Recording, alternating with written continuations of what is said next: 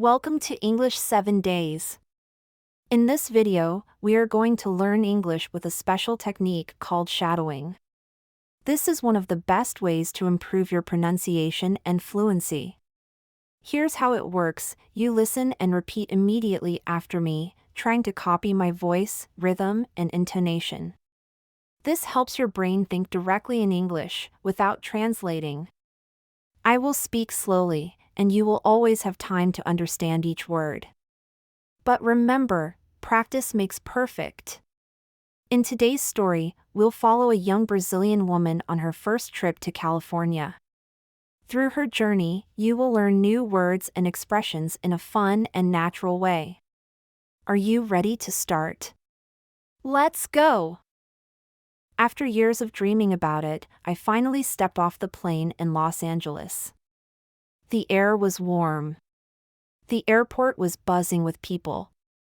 Everything around me was in English. Signs, announcements, conversations. My heart raced. This was my chance to put my English to the test. I took a deep breath and followed the signs to passport control. A stern officer called the next person. I stepped forward, trying to stay calm. Would I be able to answer his questions correctly? The immigration officer looked at me with a serious expression. He asked for my passport. I handed it to him, trying to keep my hands steady. Purpose of your visit? His voice was firm. I swallowed hard. Tourism. My voice sounded small, but at least I said it correctly. How long are you staying? He asked. 2 weeks. My heart was pounding, but I was doing it. I was speaking English. He looked at me for a moment, then stamped my passport. Welcome to the United States. A wave of relief washed over me. I had passed my first test. Now, I needed to find my way to the hotel. I stepped outside the airport. The warm California air hit my face. Cars were everywhere. People rushed past me, speaking fast English. I took out my phone and opened the ride-hailing app. My hands were shaking. Should I take an Uber or a taxi? I decided on Uber. The car arrived a few minutes later. I hesitated before speaking. Hi. Is this for me? My voice was unsure. The driver smiled. Yes. Welcome to LA, hop in. I exhaled. My first real conversation in California had just begun. The ride to the hotel felt like a dream. The city lights, the wide streets, the giant billboards. Everything looked just like in the movies. The driver was friendly. He started talking. So, is this your first time in Los Angeles? I hesitated for a second, then answered. Yes. First time. Nice. Where are you from? He asked. Brazil, I said with a smile. Cool. Brazil is amazing. I love Brazilian food. I felt excited. I knew this topic. Oh, really? What food do you like? Feijoada. And pão de queijo. So good, he said, laughing. I laughed too. I was having a real conversation. I wasn't just answering questions.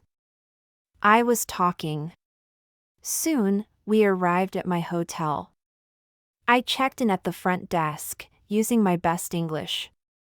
The receptionist gave me my key and explained breakfast times. I understood everything. When I got to my room, I threw myself on the bed. I had done it. I had spoken English from the airport to the hotel. It wasn't perfect, but I survived. I looked out the window. The city was waiting for me. Tomorrow, my real adventure would begin. The next morning, I woke up early. The sun was shining, and Los Angeles was already buzzing with energy. I couldn't wait to get out and explore. I grabbed a quick breakfast at the hotel and made my way to the street.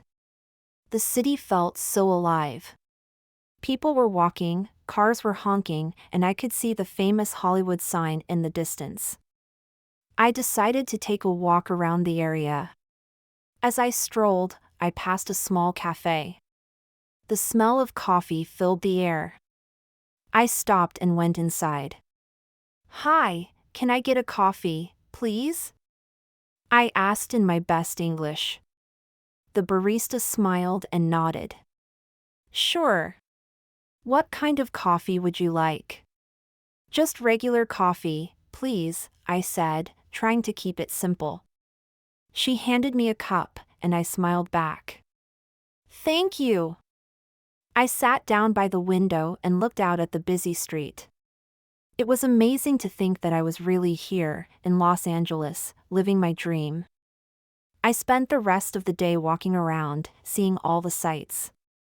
I visited the famous Walk of Fame, took pictures with the stars on the sidewalk, and even saw a movie theater where many famous actors had premiered their films. As the day ended, I felt exhausted but happy. I had done it. I had explored the city and spoken English all day. It wasn't always easy, but I was getting better at it, step by step. The next day, I had planned to visit a museum in the city. But as I was walking down the street, something unexpected happened. I bumped into someone. Literally. I wasn't paying attention and suddenly found myself face to face with a woman holding a cup of coffee. "Oh my God, I'm so sorry," I said quickly, stepping back. "No problem," she replied, smiling. "It happens." I felt a bit embarrassed, but her smile made me feel better. She was tall, with dark hair and bright blue eyes. She looked friendly and relaxed. "I'm Anna," I said, trying to start a conversation. "Hi, Anna." "I'm Sarah," she said. "Are you new here?" "Yes, I just arrived a few days ago," I answered. "It's my first time in Los Angeles." "Wow, that's great." "I'm from here," she said. "Do you need any recommendations?" "I can show you around." I was surprised but excited. "That would be awesome. I'm planning to visit the museum today." "Perfect," Sarah said. "I love that place. Let me show you the best way to get there." We started walking together. As we talked, I realized that my English was improving. I wasn't just answering questions anymore, I was having real conversations. And this time, I didn't feel nervous. We arrived at the museum, and Sarah gave me a quick tour. It was amazing. I saw incredible art, and Sarah explained everything in perfect English. I tried to keep up, asking questions and listening carefully. By the end of the day, I felt like I had gained a new friend. Sarah had made my visit to the museum even better, and my confidence in speaking English had grown. The next morning, I woke up feeling more confident than ever. The day before had been a success, and I was excited for what today would bring. I decided to take a small step and try something new. I went to a nearby cafe for breakfast. When I entered, the smell of fresh bread and coffee filled the air. It was busy, with people chatting and working on their laptops. I took a deep breath, gathered my thoughts, and walked up to the counter. "Hi, could I get a croissant and a coffee, please?" I asked. The cashier smiled. "Of course. What kind of coffee would you like?" "Just a regular black coffee, please," I replied, feeling proud of how smoothly the conversation was going. She gave me my order, and I took a seat by the window. The cafe was full of energy, and I realized that I was starting to feel at home in this new city. It wasn't just the English, it was everything: navigating the streets, understanding people, even making small talk with strangers. As I sat there, I noticed a couple sitting at a nearby table, speaking in English.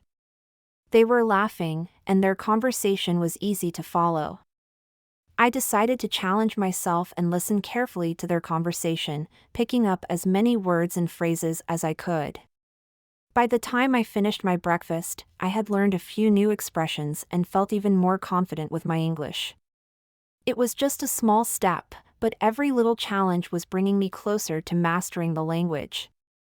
After a few days of settling into Los Angeles, I decided it was time to visit Hollywood. It was the one place that everyone talked about, and I was eager to see the stars and walk down the famous streets. I grabbed a map from the hotel and planned my route. Hollywood Boulevard wasn't far, so I decided to walk there. The weather was perfect, warm with a gentle breeze. As I walked, I could feel the excitement building. I was finally going to see the iconic Walk of Fame. When I arrived, I couldn't help but be amazed. The streets were crowded with tourists, all trying to take pictures with the stars on the sidewalk. I joined in and snapped a few photos of my own. Walking down the boulevard, I saw the TCL Chinese Theater with its famous handprints in the cement. It was surreal to think that I was standing in the same place where so many Hollywood legends had stood before. As I continued exploring, I decided to try something I had been avoiding: speaking to a stranger in English. There was a street performer nearby, dressed as Spider-Man. He was posing for pictures with tourists, and I thought it would be a fun way to practice. I approached him with a smile. "Hey, can I take a picture with you?" He nodded and struck a pose. "Sure. It'll be $10. "Okay, no problem," I said, handing him the money. As we took the picture, I realized that I was getting better at handling situations in English. It wasn't perfect, but each step was getting easier. After my Hollywood adventure, I felt more confident than ever. I had explored a famous part of the city, met new people, and, most importantly, practiced speaking English every step of the way. The days in Los Angeles were flying by. I was starting to feel like I belonged here, and my confidence in speaking English was growing. One afternoon, I decided to visit a park nearby. It seemed like a peaceful place to relax and enjoy the outdoors. As I walked through the park, I noticed a man sitting on a bench reading a book. He looked like he was enjoying the sunshine. I walked past him, but then something made me stop. "Excuse me," I said, turning back. "Do you know where the nearest cafe is?" The man looked up from his book and smiled. "Yeah, there's a cafe just around the corner," he said, pointing in the direction I had just come from. "It's a nice place." "Thanks," I said, smiling back. "I'm new here, so I'm still trying to figure out the area." "No problem," he replied. "I can tell by your accent." "Where are you from?" "Brazil," I answered. "It's my first time in Los Angeles." "Brazil, huh? That's awesome. I've always wanted to visit there," he said, closing his book. "I'm Matt, by the way." "I'm Anna," I said, feeling a little more comfortable. "It's nice to meet you." We started talking, and before I knew it, we were sitting together on the bench. Matt had lived in Los Angeles for a few years, and he shared some great tips about the city. We talked about everything: places to visit, the food, the culture. The conversation felt so natural, and for the first time, I wasn't thinking about my English. It just flowed. As we parted ways, Matt gave me his number and said, "If you ever need someone to show you around or practice your English, just let me know." I felt so happy. Not only had I made a new friend, but I had also had a real conversation in English, without stress or hesitation. Things were starting to feel easier, and I couldn't wait for what was next. As the days passed, I continued exploring the city, meeting new people, and practicing my English. But as much as I was enjoying my time in Los Angeles, there were moments when doubts started to creep in. One afternoon, I was walking through a busy street, feeling confident as usual. But then, I overheard a conversation between two people in English. They were speaking so fast, and their words seemed to blend together. I couldn't catch everything they said, and it made me feel like I still had a long way to go. I stopped for a moment, feeling a little discouraged. Am I really improving? I thought to myself. Am I ever going to be fluent in English? I sat on a bench nearby, thinking about how far I had come since I first arrived. A few weeks ago, I was too nervous to ask for directions. Now, I was having conversations with strangers, exploring the city, and even making friends. I was doing it. But that small moment of doubt stayed with me. I knew that learning a new language would take time and effort, but it was still frustrating when I didn't understand everything. As I sat there, I received a text from Matt. It was a simple message: "Hey, are you free this weekend? Let's go to a concert together." The invitation brought a smile to my face. I'm getting better at this, I thought. Maybe I don't understand everything yet, but I'm on the right track. I quickly replied, "That sounds great. Let's do it." The concert would be another challenge, but it would also be an opportunity to practice more. And that's what mattered. The weekend came faster than I expected.